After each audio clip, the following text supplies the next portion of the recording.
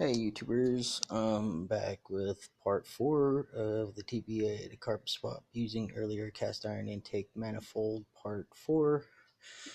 As you can see, I've already got the carburetor on, the distributor in, wires in with the correct firing order. I also have the coolant hoses hooked back up with thermostat housing on. Let's see, what I had to do to accomplish this today was, of course, you've seen the intake on in my last video, part 3. So, anyways, I dropped the distributor in, which it drops right in, no problems there. Of course, you do your firing order, which you're gonna have to. It's all gonna have to go HEI if you're going to carb. So you're gonna have to put an HEI distributor in as well. So I went ahead and went with MSD cap and rotor, and it was can't remember what I think it was like 35 bucks for the cap and rotor. And then the wires were already on the car. They're 8mm XL wires. Okay, now the fuel lines. As you can see, this is what I did. Okay, I ran my fuel lines right through here, but there's the feed line right there. Put a filter on the end of that, which you're going to have to run a rubber hose all the way back. This one already had the rubber hose coming up to a fitting to the back of the TBI, which somebody had cut the lines once before. So I just used the existing line, put a clamp on it with the filter, ran the line underneath the brake booster here on up to my fuel regulator. Okay, which I had to go to Home Depot and get some fittings for my regulator. And then the fuel in the feed line continues to fuel pressure gauge, which this is a permanent fuel pressure gauge. And the reason I did that was so that I can always monitor my fuel pressure um, wherever I'm at. So every time I open the hood and the car is running, I could keep an eye on that fuel pressure no matter what. And then it runs into the feed line right there. Okay, now for the return line, which of course is going to have to be a 3-port fuel pressure regulator, but you're going to want the return style fuel regulator. This one here is rated from anywhere from 5 to 9 psi, or 4.5 psi to 9 psi, excuse me.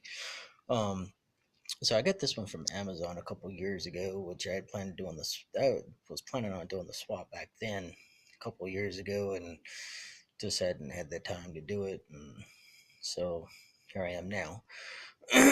So I guess you can see. Let me get some light on this real quick so you can kind of see. There's the return line. It goes up into the regulator there, comes down in, and just put a, cut it, and then just put a piece of rubber hose on it with a clamp, and then there's your return line. And I did fire this thing, or fire the fuel pressure up, and of course, once it's running, I'm going to dial it in, but right now I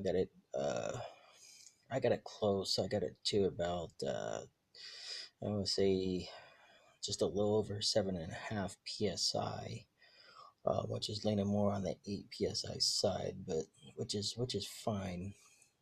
Which I'm gonna dial it back down once I get it running, and we go to tune it and time it correctly, and so on and so forth. You may be wondering, what are those two things up in the thermostat housing? Well, I ran this is my wire to the electric fan that I have going on the car, which I did this a couple years ago as well.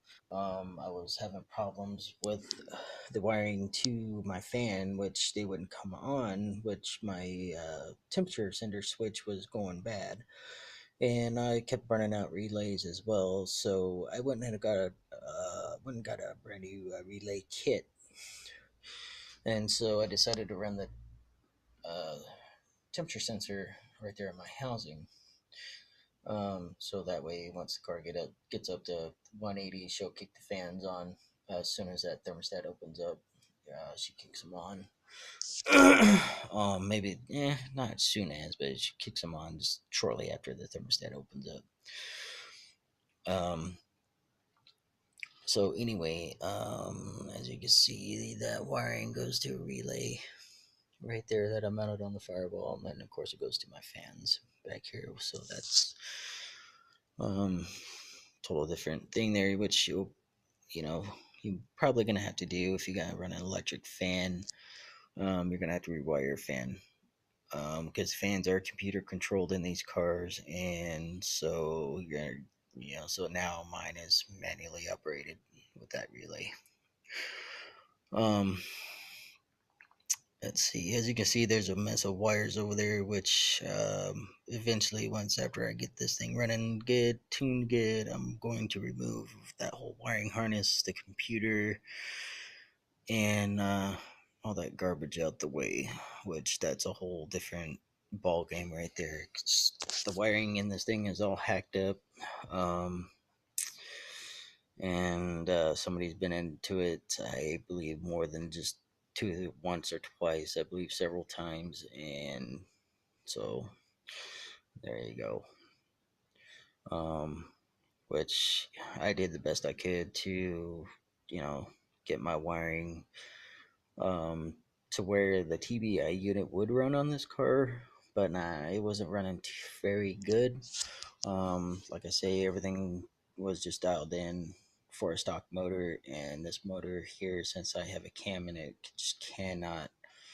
The computer system TBI could not keep up with with the engine.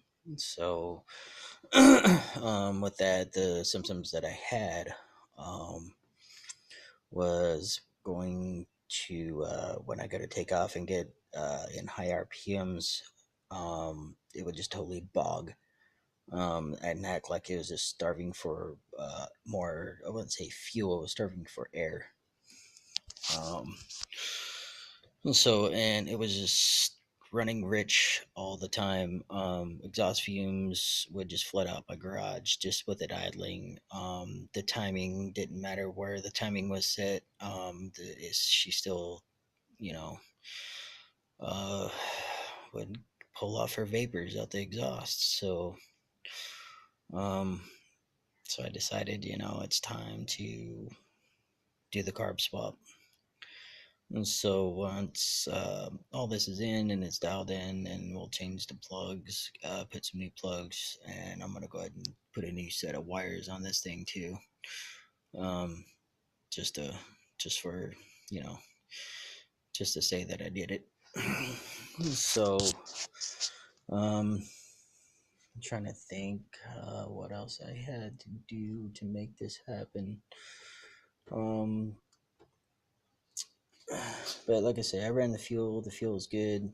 Pressure's good, and then of course, I'm gonna have to do my throttle bracket, and I'm gonna have to hook up all the vacuum lines, and then on this intake, it had a heater on it for a manual choke carburetor, which I've got a rag stuffed in it right now, but I got the heater out of it. I'm gonna have to let's see if I can get you a better view in there.